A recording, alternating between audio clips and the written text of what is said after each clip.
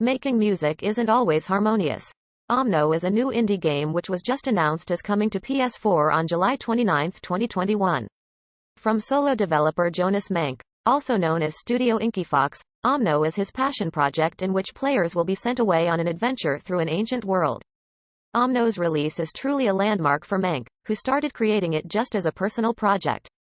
I first started creating Omno just for fun. I mostly just wanted to make a world I could escape to after work, says Manke in a press release for the announcement. It was only after sharing some of the stuff I was making with friends and family that I thought maybe I could actually turn this into something that people might actually want to play. The news also came with a new trailer for the game, which you can watch for yourself here. Notably, the game will not feature any combat but focuses rather on player curiosity and a peaceful coexistence with the local fauna that help populate the world of Omno. Sometimes coming together to create an album is the final straw that breaks a band apart. Ironically, the end result, other than the discord in the band, isn't always a musical disaster. As you'll see from this list, some albums that are now considered masterpieces were born out of bitterness, battles for creative control, and deeply personal disagreements. One major warning sign that an album is destined to tear apart the very band that's creating it is one member taking control of the musical direction, and disregarding everyone else's input. Take note, would be self-appointed band leaders. This tends to make the other members resentful and potentially mutinous. Another issue that has destroyed many bands before their time is substance abuse. Even if a band has other issues, this tends to exacerbate everything. If you or anyone you know is struggling with addiction issues, help is available. Visit the Substance Abuse and Mental Health Services Administration website or contact SAMHSA's National Helpline at 1-800-662-HELP, 4357. Oh, and never invite couples to be part of your band, unless you think they'll function well as exes. Music may be the food of love, but when things go sour with the relationship, so follows the band. The stories of albums that have torn bands apart involve similar elements: jealousy, betrayal, creative divergences. Yet each one is also a unique chapter in each band's life, and often, but not always, the final one. Tension in the Beatles came to a head on Let It Be despite the "Live and Let Live" message of its titular song. The Beatles were not feeling very collaborative when they made Let It Be. According to The Independent, divisions emerged as early as 1966, when guitarist George Harrison threatened to quit, resentful that his contributions were not taken as seriously as those of celebrated partnership Paul McCartney and John Lennon. McCartney seemed to be taking control of the band, and a meditation retreat to India in 1968 proved that the four band members were divided spiritually as well as creatively. It was there that Lennon started his adulterous relationship with Yoko Ono. Ono didn't break up the Beatles, but Lennon's bandmates resented his insistence on bringing her to the recording sessions for The White Album in 1968. That album nearly broke up the band, but the following year, they reunited for Let It Be. McCartney's controlling tendencies, Lennon's heroin addiction and insistence on only speaking to his bandmates through Ono, and Harrison's creative frustrations made the sessions tense. Harrison temporarily quit again, but was coaxed back. The Beatles recorded another album together, Abbey Road, months later. By the time it came out in September 1969, Lennon had quit, or so he claimed. In April 1970, McCartney issued a statement saying he didn't plan to release more music with the Beatles, sealing the band's fate. The following month, Let It Be was released, but the Beatles were already over. Guns N' Roses imploded while making Use Your Illusion I and II in 1987. Guns N' Roses' prophetically titled debut album, Appetite for Destruction, turned them from LA legends to national superstars. Entering the big time escalated the band's chaotic lifestyle, and ultimately cracked its foundations. Between Appetite, second album, GNR Lies, released in 1988, and 1991's two-volume album, Use Your Illusion I and II, most of the band members fell into major drug addictions. Rolling Stone reports that the band spent a lot of time touring, which fueled the drink and drug abuse. And when they were back in LA, they grew apart. By the time the Illusion session started, rhythm guitarist Izzy Stradlin was newly sober, but drummer Steven Adler had been kicked out, because his drug use was interfering with his playing. However, guitarist and bassist Duff McKagan, in particular, were still taking lots of drugs, to Stradlin's distress. And frontman Axl Rose was leaning into his reputation as an egomaniac, delaying when they would go on stage, walking off stage mid-gig, and fighting fans. One incident in St. Louis, months before the album came out, caused a notorious riot. The Illusion double album was well received, but it had pushed the band to breaking point. Stradlin officially left 2 months after its release. Covers album, The Spaghetti Incident, which had been mostly recorded during the Illusion sessions, wasn't a big hit in 1993. And in 1996, Rose's Egomania pushed Slash to quit, followed by McKagan a year later. The classic Fleetwood Mac lineup survived Rumors but not Tango in the Night. The drama that inspired Fleetwood Mac's 1977 album, Rumors, has become rock history. In short, the two couples that made up 4/5 of the band were breaking up. Half of each ex-couple got involved in a new romance with someone else involved with the band. Most notably, during the album tour, singer Stevie Nicks and remaining fifth of the band, drummer Mick Fleetwood, also recently divorced, had an affair. Somehow, Fleetwood Mac not only survived Rumors, it became one of the best-selling, most critically beloved albums of all time. 2 albums and world tours later, in 1982, the band went on hiatus. Singers Nicks and Christine McVie and guitarist Lindsey Buckingham, Nick's ex, all worked on solo careers, but only the 2 singers found success, to Buckingham's frustration. In 1985, Buckingham was working on another solo project, but Fleetwood convinced him to share his songs with the group instead. By then, Fleetwood and Nicks were taking even more drugs, mainly cocaine, than they had during the Rumors sessions. The album was being recorded at Buckingham's house, and he didn't appreciate the raucous parties his bandmates were hosting there. Once Tango in the Night was finished, Buckingham quit Fleetwood Mac. He joined a long list of former members, as Rolling Stone reports, but it marked the end of the band's peak. He returned in 1996, but was fired in 2018, supposedly at Nick's insistence. Creedence Clearwater Revival could not be resuscitated after Mardi Gras. Creedence Clearwater Revival was built on contradictions. A folksy, bluesy, 1950s Deep South sound from a 1970s Northern Californian band. A foursome of brothers and childhood friends that hit, and fell out, big time.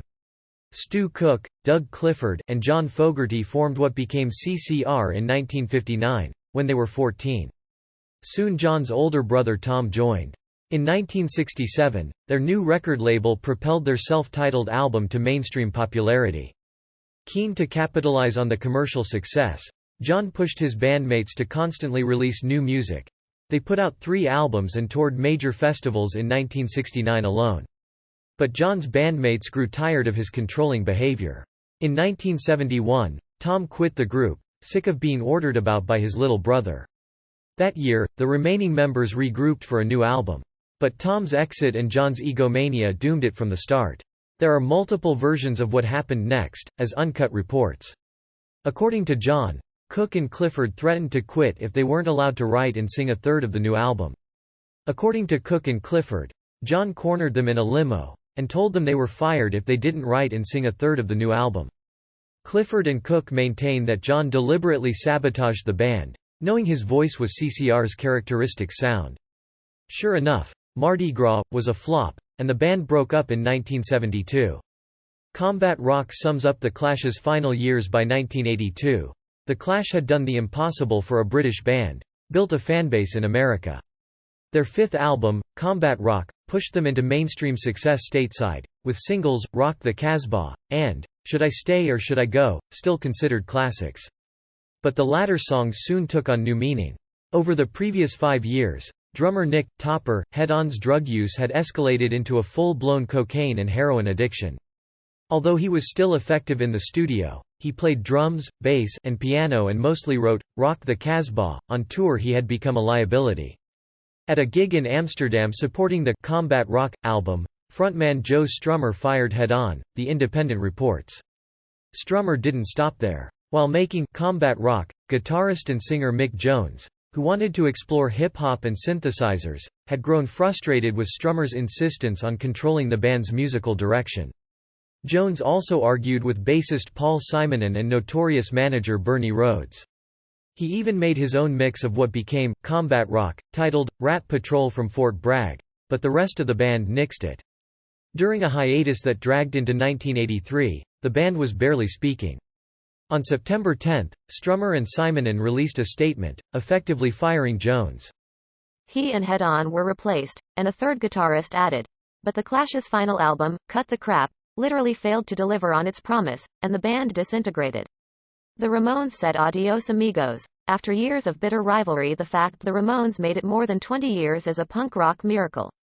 For much of their 2 decades, singer Joey and guitarist Johnny refused to speak to each other. The original Ramones lineup was Joey, Johnny, bassist Dee, and drummer Tommy.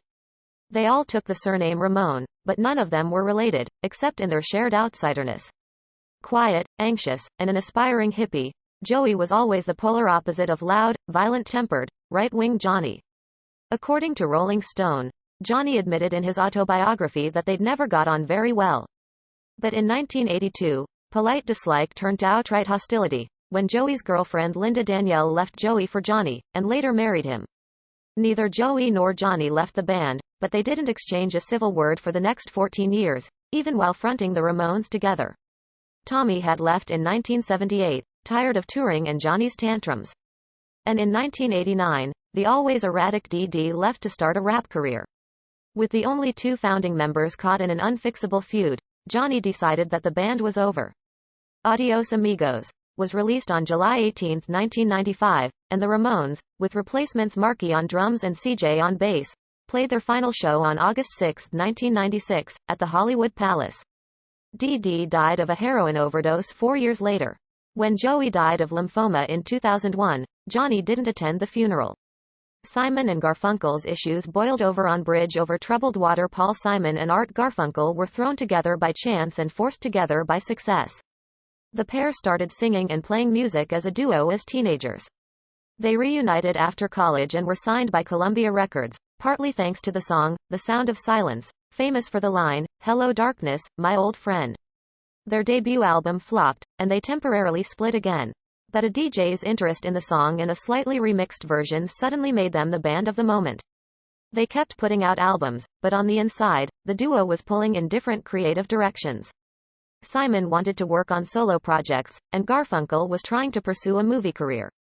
This became a direct source of tension in 1969, when director Mike Nichols cut Simon from his movie adaptation of Catch-22, but gave Garfunkel 4th billing, The Guardian reports. Simon's hurt feelings were not helped by the fact the shoot ran late, moving the timeline on their next album. Bridge Over Troubled Water is most famous for its title track, but Simon's feelings about that song demonstrated the discord in the duo.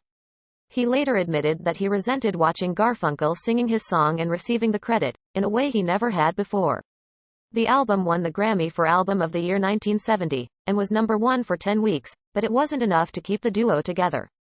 NWA lost 2 core members over album rights. In the case of NWA, it wasn't the creative process of making an album that led to the breakup of the band, but disputes over royalties from that album.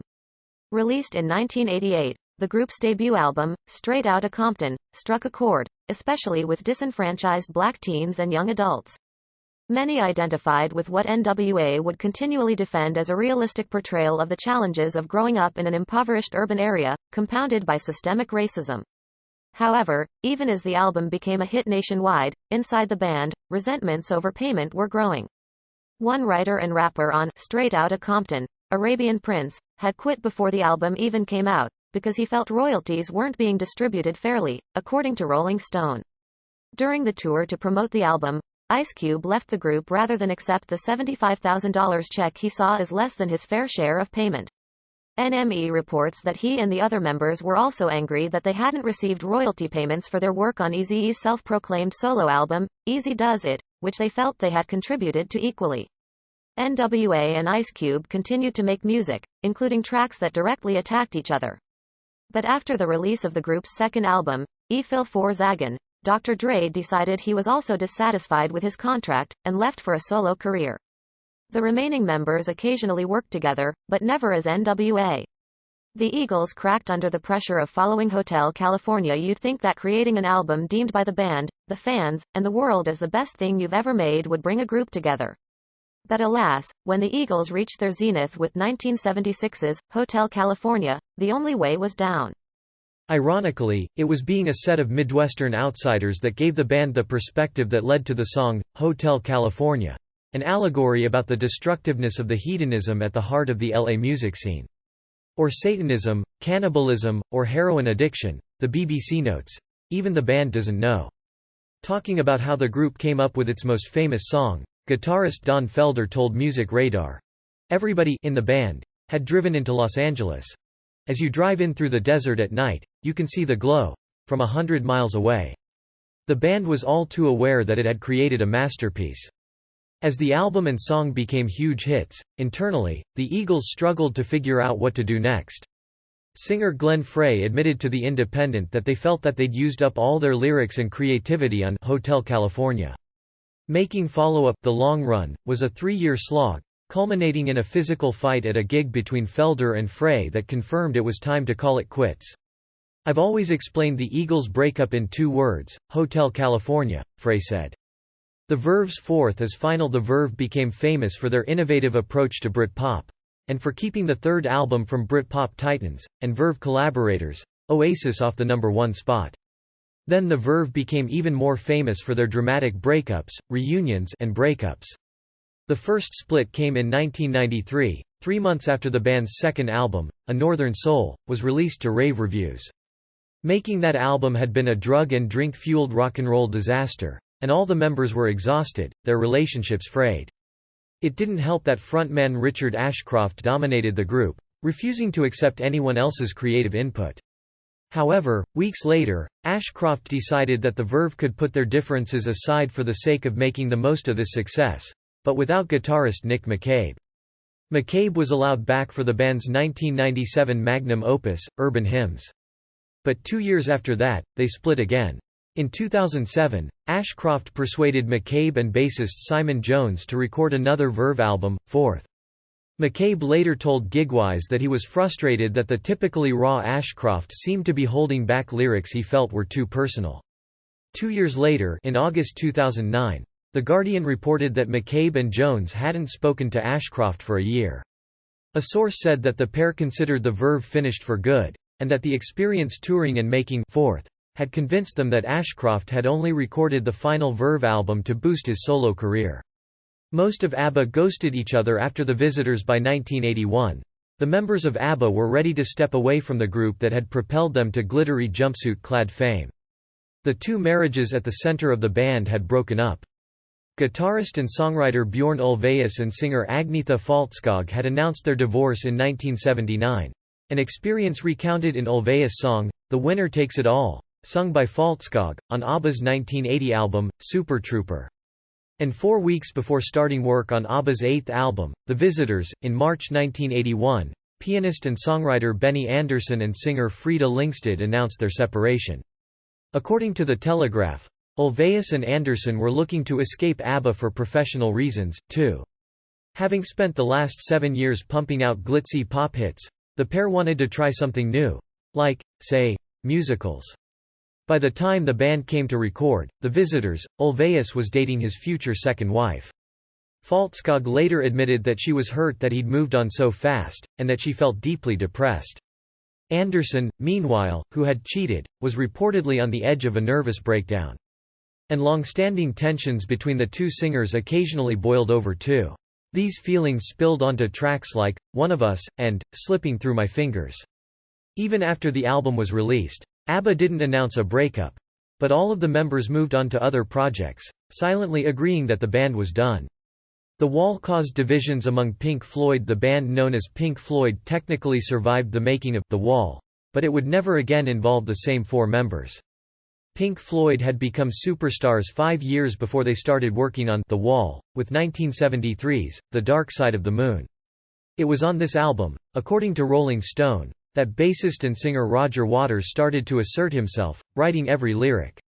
The band responded to the pressure of following a massive success by ceding more creative control to Waters during follow-up albums, Wish You Were Here in 1975, and Animals in 1977. But his free-handed rejection of the other members' contributions started to rankle. For The Wall, Waters presented the other members with 2 concepts to choose from, according to The Conversation: Bricks in the Wall, and The Pros and Cons of Hitchhiking. They settled on the former, specifically on a story about a musician called Pink Floyd, a thinly veiled Waters, and his struggles with isolation. Again, Waters refused to include their contributions, or to credit them on songs, and he even replaced drummer Nick Mason on one track. Ultimately, The Wall was another big hit, but the cracks were too deep to overcome.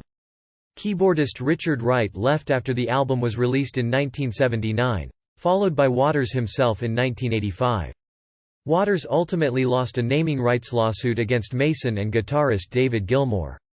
In March 2021, Gilmour announced that an attempted reunion had failed. The Smiths' musical influences sharply diverged. Unlike some bands on this list, gloomy wordsmiths, the Smiths were feeling pretty good about the album they had gathered to make in March 1987, according to The Independent. Yes, frontman Morrissey's early bedtimes and anti-drugs attitude isolated him from songwriter and guitarist Johnny Marr, bassist Andy Rourke, and drummer Mike Joyce. And yes, Marr was frustrated that Morrissey had recently forced out manager Matthew Stumpf, leaving Marr to take on the thankless and boring band admin. However, initially, everyone was optimistic. Morrissey and Marr clicked creatively precisely because they were different. Charismatic, proudly weird Morrissey complemented brooding, reserved Marr. Unfortunately, those differences ultimately stretched too far. Morrissey wanted to move towards a more mainstream sound, suggesting a cover of pop star Cilla Black's "Work" is a four-letter word, while Marr was determined to experiment with something more mature. Tensions came to a head when Morrissey refused to shoot a video in the name of promoting the band in America. He also convinced the rest of the band to force Marr to fire Stumpf's replacement, meaning a return to managerial duties. Marr finally told the others that he was leaving to work with the Talking Heads. It was unclear that the break would be permanent until a few months later, when NME declared that the Smiths had broken up. Although their source is unknown, Marr confirmed the story.